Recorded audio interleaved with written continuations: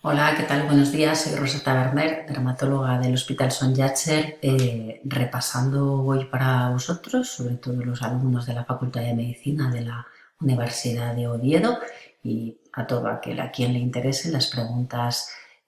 Vamos a comentar las preguntas del examen MIR, en este caso del año 2020, que fue un año, como veréis, bastante polémico en cuanto a preguntas de dermatología se refiere. Bien, vamos a empezar ya. Fue el año de la pandemia, así que fue un año un poco complicado en lo que al MIR se refiere. Y esta es la primera pregunta relacionada con la dermatología, que sí que viene vinculada a una imagen que nos da bastantes pistas, y aunque parezca que es súper complicada o que puede serlo, pues veréis que con un poquito de sentido común quizá la podemos sacar, ¿no? Es una mujer de 50 años que no tiene antecedentes relevantes y que nos dice que en la boca tiene estas lesiones que no han mejorado pese a hacer un montón de tratamientos que además le deben doler mucho porque dificultan la ingesta, de modo que ha perdido hasta 7 kilos de peso. Que además en las últimas semanas también a posteriori le han salido unas lesiones en el tronco, que vemos erosiones y alguna costra, no nos hablan de ampollas, y que al frotar alrededor de esas erosiones, pues la piel se despega fácilmente, ¿no? Es lo que llamamos un signo de Nikolsky. Y aquí la pregunta es un poco enrevesada porque nos habla de depósitos de inmunoglobulinas y de desmogleínas y de complemento, y que además lo hacen negativo. O sea, nos dice que cuál de los siguientes hallazgos, hay que fijarse bien, no encontraríamos en esta paciente. Bien, primero tenemos que saber el diagnóstico para poder entender la pregunta y poder, por descarte en este caso, saber la respuesta, ¿no? Entonces nos está hablando probablemente de una enfermedad ampollar o ampollosa autoinmune, y nos dice que hay lesiones en la boca y también cutáneas, ¿no? Pero no nos habla de la presencia clara de ampollas. Y aquí las opciones sí que nos podemos liar mucho porque habla de depósitos de IgG y de C3 en la membrana basal. Esa sería la respuesta correcta. Luego nos habla de depósitos intercelulares de anticuerpos frente a desmogleína 1 y frente a la desmogleína 3. Ya digo que es una pregunta que puede ser difícil, pero si nos vamos un poco a la unión dermoepidérmica, pues sí que quizá lo podemos comprender un poco más, ¿no? Y vemos que aquí se encuentra allí donde se atacan, digamos, la causa, digamos, del pemphigoide ampollar. Y aquí, mucho más arriba, en los desmosomas, pues la causa del pemphigo vulgar. Si nos vamos a la imagen de inmunofluorescencia del pemphigo vulgar, pues vemos que todo está muy arriba, ¿no? Estamos hablando de esa zona intercelular, y en cambio en el pemphigoide ampolloso sí que estamos hablando de estos depósitos ya más en banda de la unión dermoepidérmica. Esto es lo que explica las lesiones, y si bien en el pemphigoide ampolloso, primero, que son muy raras las manifestaciones en la mucosa oral, de manera que solo por eso ya nos da una pista, y en cambio sí que vemos ampollas porque, como vemos, esa profundidad, digamos, de los depósitos hace que ese despegamiento epidérmico sea, podamos ver esas ampollas, ¿no? Y en cambio en el pemphigo vulgar, que es de lo que nos está hablando en realidad la pregunta, pues en cambio aquí se ven más erosiones, costras, las ampollas no son tensas y son más difíciles de pillar, ¿no? En estos pacientes. Y además en el pemphigo vulgar lo que sí que tenemos son manifestaciones típicamente orales que pueden ser muy dolorosas, de modo que nos está hablando de un pemphigo vulgar. Y si retrocedemos a la pregunta, pues en un pemphigo vulgar lo que no veremos, puesto que es lo que veremos típicamente en un pemphigoide, son depósitos en la membrana basal, ¿no? De manera que sí que en los diferentes tipos de pemphigo vulgar podemos ver depósitos intercelulares, podemos ver anticuerpos a veces frente a la desmogleína 1 y a la desmogleína 3, pero aunque no nos sepamos bien esto, lo que sí que podemos saber con seguridad es que, puesto que nos están hablando de un pemphigo y no de un pemphigoide, lo que no vamos a ver son esos depósitos que nos está diciendo la pregunta lineales en la membrana basal. De manera que sí que es difícil, o pienso que sí que es un poco difícil y enrevesada, pero sin saber de memoria todos los tipos de PFO vulgar sí que también se puede sacar.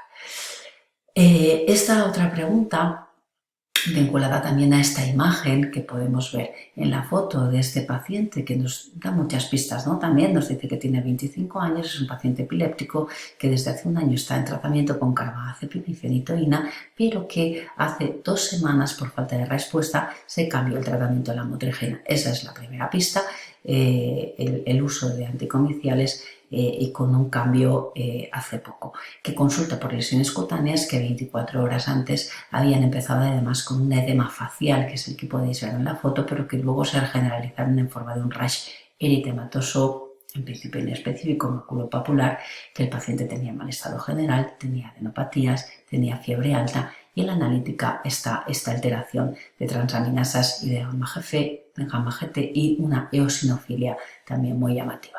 De manera que pues nos dicen todos los datos para pensar que estamos ante un síndrome de Dres, ¿no? Y en cambio poder excluir esas otras opciones diagnósticas, ya que el sarampión sí puede dar fiebre, puede dar un rash, pero no da este edema facial ni las otras alteraciones. El síndrome de Stevens-Johnson normalmente puede dar lesiones muy llamativas, pero esas alteraciones analíticas, las adenopatías, pues tampoco, y el angioedema pues sí que puede dar un edema facial que suele ser unilateral, pero que lo que no da es todo lo demás, ¿no? No da un malestar general ni fiebre.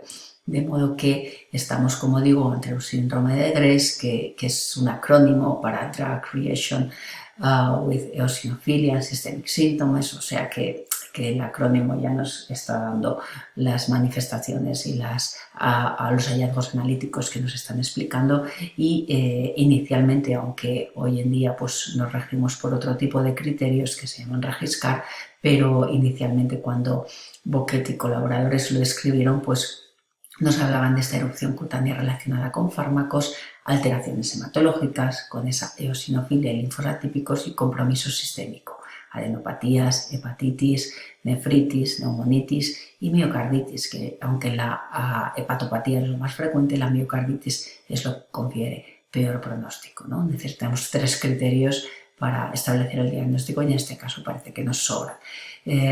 Pude conseguir a posteriori, y de hecho lo publiqué en el blog, pues el caso clínico justo de la pregunta, y podéis ver el edema facial, que es mucho más fácil de apreciar si vemos después la foto de este chico cuando ya se curó, de manera que aquí sí que se aprecia muy bien ese edema facial, que si no sabemos cómo es el chico en cuestión antes quizá es más difícil, ¿no? Bueno, esta es la pregunta polémica y, si no recuerdo mal, creo que la impugnaron, o sí, porque es una pregunta absurdamente impugnable, y es una pregunta que si no fuera vinculada a esta imagen, pues sería muy fácil, ¿no? Porque si nos olvidamos de esta foto, pues es un lactante de 25 días que presenta lesiones en la cara desde hace 2 días que se van acentuando, y entonces nos dice que hay unas máculas eritematosas confluyentes descamativas con una secreción amarillenta en ambas mejillas, en el surco nasogeniano, en las orejas, en la región retroauricular, frente y mentón, ¿no? Cuando el mentón a priori parece que está respetado y justo el pliegue no parece que se afecte de la manera que nos dice en la foto. El resto de exploración es normal, y aquí ¿qué es lo que nos preguntan? Nos preguntan el diagnóstico, y el diagnóstico, ya digo, si prescindimos de esta imagen y nos guiamos por la descripción de las lesiones en el enunciado de la pregunta, es una dermatitis seborreica. Podemos tener dudas entre dermatitis seborreica y dermatitis atópica, pero nos está describiendo una dermatitis seborreica. Además, la dermatitis atópica suele ser posterior, ¿no? Pasado el mes de vida. Aquí, ¿en qué se equivocaron al redactar, al hacer esta pregunta? Se equivocaron en la foto, ¿no?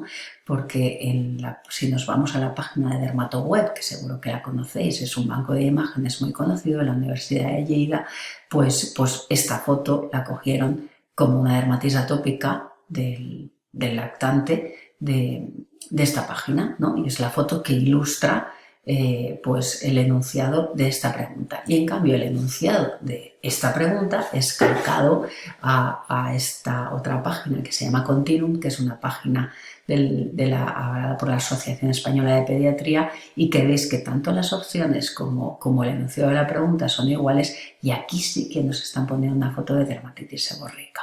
De modo que a la izquierda tenéis la dermatitis seborreica, que debería ilustrar, puestos a copiar una pregunta de algún otro lado, esta pregunta, y a la derecha tenéis una foto de una dermatitis atópica.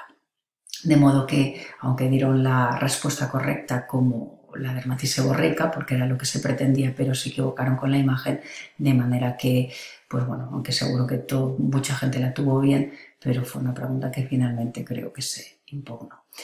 Esta pregunta vinculada a esta otra imagen pues no nos debe hacer despistarnos, porque es una mujer de 32 años que nos da muchas pistas, y aunque no sepamos interpretar el TAC, nos dan pistas en el enunciado para contestarla, ¿no? Antecedentes de epilepsia, retraso mental, angiofibromas y manchas hipocrómicas, que por un cuadro de dolor abdominal le hicieron un TAC en el que se ven lesiones renales. Aquí, ¿qué es lo que nos piden? ¿Qué tipo de lesiones y qué enfermedad padece? Y por exclusión nos están hablando de retraso mental, de epilepsia, de manchas hipopigmentadas y de angiofibromas, es decir, nos están hablando de una esclerosis tuberosa. ¿A qué se asocia la esclerosis tuberosa? Pues sobre todo en el riñón, como vemos aquí, sobre todo angiomiolipomas, de manera que como que van juntas en la pregunta. Yo creo que es bastante sencillo de saber de qué nos están preguntando. Y aquí ya va sin imagen. Es un hombre de 60 años en tratamiento con carbamazepina por epilepsia, que tiene fiebre, edenofagia, conjuntivitis, lesiones cutáneas, parduzcas en una gran superficie corporal y con despegamiento epidérmico superior al 30%, es decir, signo de Nikolsky superior al 30%, que nos pregunta también por el diagnóstico. Y aquí un poco podemos descartar la urticaria, que lo que da son abones y no da nunca despegamiento epidérmico. El eritema exudativo multiforme secundario a fármacos, desde luego, no da ese despegamiento, y podríamos dudar entre un Stevens-Johnson de origen farmacológico o una necrolisis epidérmica tóxica, que es lo que es, porque la diferencia en realidad, que estamos hablando de un espectro entre el Stevens-Johnson y la NET, es si ese despegamiento es inferior al 10%, estamos hablando de un Stevens-Johnson; si es de más del 30%, estamos hablando de una NET. De manera que aquí también, en principio por exclusión, podemos llegar al diagnóstico. Y esto es una foto del blog, pues en el que vemos de qué hablamos cuando hablamos del signo de Nikolsky, ¿no? Es ese despegamiento al mínimo roce y esa piel pues que se levanta. Y también pues nos hablan de esta pregunta, está formulada un poco enrevesadamente, en una paciente menor de edad, en una niña, entendemos. Todas las siguientes infecciones deben hacernos sospechar una ITS, descartada la transmisión perinatal, pero hay una que sí que no le debemos atribuir un origen sexual. Aquí ya nos hablan no de solo de menores de edad, sino de niñas pequeñas. ¿Y cuál es, no? la que podríamos descartar un origen sexual de entrada, o que al menos no tendría, porque pues la Neisseria gonorrea faríngea, la clamidia trachomatis genital, moluscum contagiosos en el área genital y la tricomonas. Y la respuesta es el moluscum, que aunque pueda afectar a la zona genital, de entrada no se le atribuye, aunque es posible, pero no se atribuye de entrada ese origen sexual. Esto es un poco, va un poco en la línea de sospechar un abuso, ¿no? Que en cambio en las otras alternativas sí que deberíamos sospecharlo. Y esta pregunta pues nos habla de un reino, y aquí un poco nos pide la diferencia entre primario y secundario, ¿no? Y nos dice que las siguientes características sugieren un reino secundario, excepto, nos dice la que no, alteraciones capilaroscópicas, anticuerpos antinucleares positivos, una edad menor de 20 años, que es la respuesta correcta, o bien una necrosis digital. El primario o idiopático es muy frecuente sin ninguna causa, sobre todo en chicas jóvenes, ¿no? Y esa por eso es la respuesta correcta. Y en cambio el secundario viene a enfermedades autoinmunes, sobre todo la esclerodermia, el lupus, la enfermedad mixta del tejido conectivo, pero también los fármacos, pues evidentemente, pues ahí sí que no podemos tener ese otro tipo de afectación que nos mencionan en la pregunta. De manera que en el primario, pues en gente joven no habría que sospechar nada más. Y esto es todo, y un poco rápido, pero espero que os haya gustado. Gracias.